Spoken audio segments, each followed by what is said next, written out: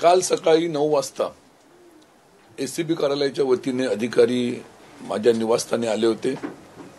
त्या अनुषंगाने माझं हॉटेल, माझं जुनं घर, त्यानंतर माझं शिवसेनेचं पक्ष स्वतःचं कार्यालय या ठिकाणी चौकशी करून तपासकाम करून 10 तासानंतर संध्याकाळी 7 वाजता त्यांनी आपला अहवाल तयार केला आणि मला सांगितलं की आता पुढील कारवाई करता आम्ही वरिष्ठांकडे हे पाठवतो, त्यांच्याकडनं पुढचे निर्देश घेतो आणि तुमच्या विरुद्ध पोलीस स्टेशन रत्नागिरीमध्ये तुम्ही, तुमची पत्नी आणि तुमचा मुलगा या तिघांवरती गुन्हे दाखल आम्ही केलेला आहे. अटकेसंबंधी आम्ही वरिष्ठांचा काय असेल ते मार्गदर्शन घेऊ आणि मग पुढे जाऊ. त्यानंतर आज सकाळी ते अटक करण्याला येतील आम्हाला असं मला वाटलं होतं, परंतु काही वेळापूर्वी त्यांनी या ठिकाणी मला नोटीस दिलेली आहे. ती नोटीस दिलेली आहे सुशांत चव्हाण, पोलीस उप अधीक्षक, लाचलुचपत प्रतिबंधक विभाग रत्नागिरी यांच्या वतीने नोटीस दिलेली आहे. आणि त्या नोटीसीच्या आधारे त्यांनी सांगितलेलं आहे की मी स्वतः, माझी पत्नी आणि माझा मुलगा या तिघांवरती गुन्हा दाखल केलेला आहे. त्याची त्यांनी कलमही त्यांनी सांगितलेली आहेत. आणि त्या अनुषंगाने आता त्यांनी मोर्चा माझे मोठे भाऊ दीपक प्रभाकर साळवी यांच्याकडे वळवला आहे असं मला वाटतं. आणि म्हणून त्यांनी सोमवारी 22 जानेवारीच्या दिवशी सकाळी 12 वाजता रत्नागिरीचं जे त्यांचं अँटी करप्शन ब्युरोचं ऑफिस आहे तिथं तुमचे बंधू दीपक साळवी यांना घेऊन तुम्ही तुमच्यासोबत या अशा त्याची नोटीस त्यांनी मला या ठिकाणी दिलेली आहे. ही माहिती तुमच्यापर्यंत पोहोचावी म्हणून मी तुम्हाला या ठिकाणी निमंत्रित केलेलं होतं.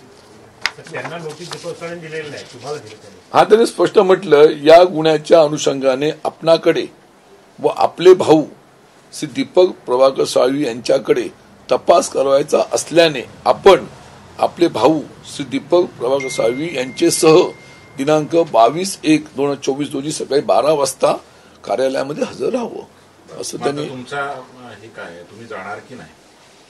आता गुन्हा दाखल झालेला आहे, जायची इच्छा असली नसली तर आपण गुन्हा दाखल झाल्यानंतर ते अटक करून घेऊन जातातच आहेत. तर अटकेच्या आधीची ही पार्श्वभूमी त्यांची असू शकेल असं मला वाटतंय.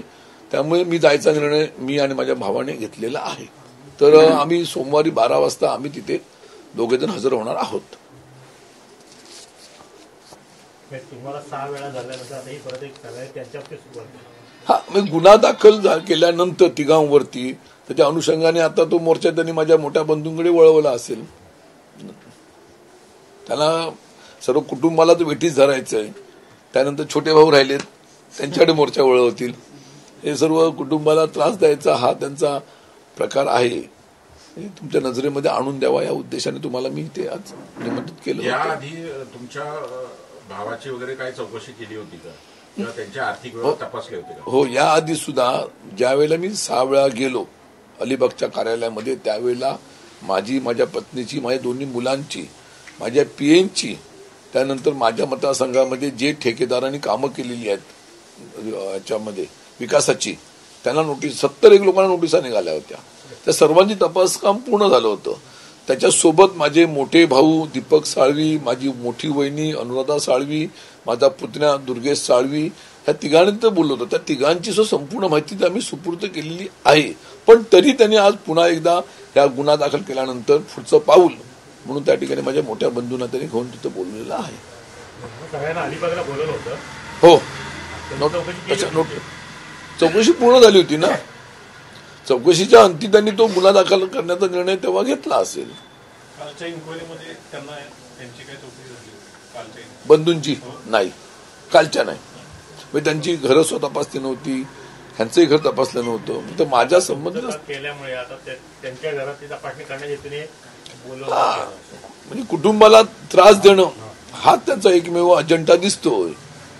तुमच्यावर जो गुन्हा दाखल झाला आहे 3 कोटी आणि काय वरती अपसंपदा जी गोळा केली ते त्यांनी तुम्हाला काय दिलं की कुठल्या प्रकारे तुम्ही काय अपसंपदा गोळा केली त्याचं काय तुम्हाला दिलं नाही? त्यांनी फक्त काय माझ्यावरती कलमं लावलेली आहेत आणि कुठची काय म्हणतो अपसंपदा कुठची हे त्यांनी मला सांगितलं ते कोर्टामध्ये दाखल करतील ना चार्जशीटच्या माध्यमातून. मला नाही सांगितलं काय. आणि माहिती दिली नाही तेवढी माझ्या संपत्ती सण आहे ना. मी काल सांगितलं आपल्याला की गेले 2082 ते 92 या काळात मी नोकरीला होतो आणि 92 नंतर माझा व्यवसाय चालू केला, 97 ला हॉटेल चालू केलं. आज नाही म्हटलं तरी माझे छोटे मोठे व्यवसाय आहेत, त्यातूनच उत्पन्न मिळतं ना मला. तर 40 वर्षाच्या कालावधीमध्ये माझ्याकडे आहेत ना, हा माझं बंगला म्हणून माझं जुनं घर आहे, माझं हॉटेल आहे आणि त्याचं निश्चित आम्ही इन्कम टॅक्स सेल टॅक्स भरून ते चालवतोय. त्यात काही नवीन नाही आहे आणि शेवटी व्यावसायिक म्हणून ह्या गोष्टी माझ्याकडे आहेतच ना. आणि दुसरं महत्वाचं बोललो तुम्हाला मी, कर्ज आहे. ह्या घराला मी 25 लाख कर्ज घेतलं, हॉटेल्स करता मी जवळजवळ नाही म्हटलं तर 15 लाख कर्ज घेतलं, नाही म्हटलं तर कार्यालय उभं केलं तिथं आम्ही बँकेचं कर्ज घेतलं. आम्ही सर्व कर्जातच आहोत. छोटा भाऊ माझा व्यवसाय तिथं करतो, तोही कर्ज तो दाखले देतो पाहिजे तर. आमच्या घरावरती कर्ज किती आहे, हॉटेलवरती कर्ज किती आहे, पण तरी कुटुंबाला त्रास द्यायचा प्रयत्न. आणि माझा मोठा भाऊ दीपक आणि पुतण्या त्यांच्या व्यवसाय त्याला सुद्धा कर्ज घेतलेलं आहे ना बँक ऑफ इंडियाची. तर कर्ज घेऊन आम्ही व्यवसाय पुढे नेऊन चाललेला आहोत ना. या कर्जाचा उल्लेख कुठे काय याच्यात नाहीये. नाही ते उल्लेख ना.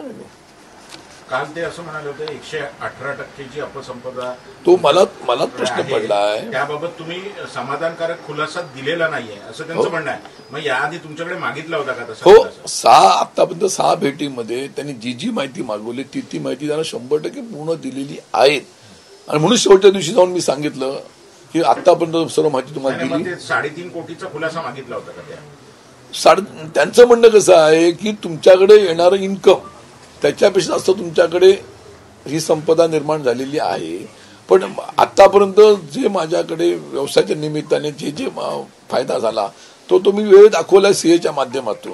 सीए तर अधिकृत असतात, तेच आपण सेल टॅक्स इन्कम टॅक्स भरत असतो. हॉटेल वगैरे हेच त्यांच्या दृष्टीने स्थावर मालमत्ता म्हणून तो आकडा धरला. हो, पण तुम्ही सांगा, घराची किंमत धरली असेल, हॉटेलची किंमत धरली असेल, कार्यालयाची किंमत धरली असेल, विविध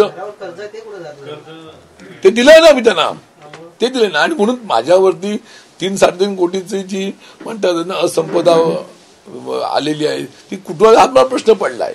त्याचं उत्तर त्यांना न्यायालयामध्ये द्यावंच लागेल. ज्यावेळेला आमचा हा चार्जशीट जाईल, आम्हाला हजर करतील, त्यावेळेला आमचे वकील ती बाजू आमची नक्की मांडणार. पण कुठून तरी मला त्रास द्यायचा, कुठंतरी गुन्हा दाखल करायचा, भीती दाखवायची अशा तऱ्हेचा प्रयत्न त्यांनी आतापर्यंत केला, माझ्या कुटुंबाला केला आणि आता माझ्या मोठ्या बंधूंना सुद्धा देण्याचा प्रयत्न त्यांनी चालू केलेला आहे.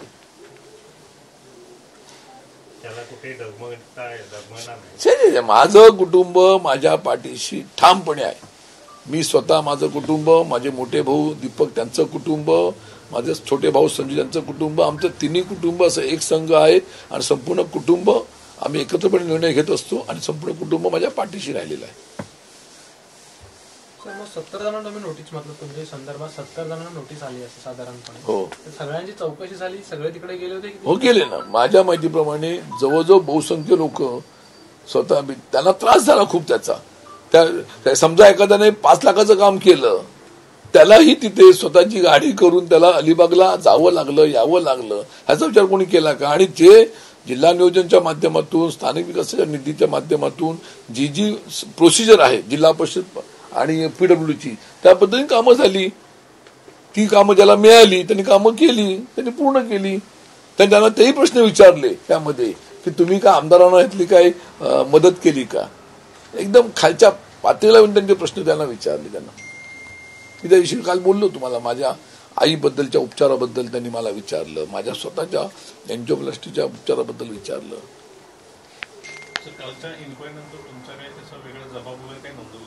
नाही, अजून जबाब नाही नोंदवला.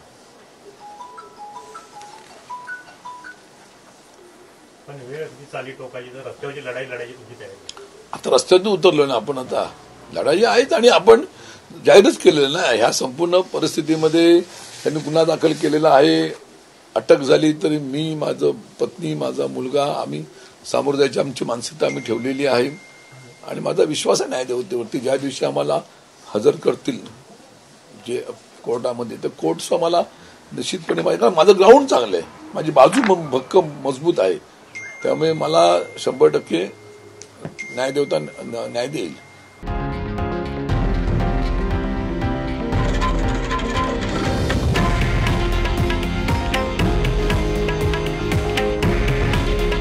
हे आहे देशातील नंबर 1 न्यूज नेटवर्क आणि आपण पाहत आहात TV9 मराठी, काळजी तुमची, हित महाराष्ट्राचं.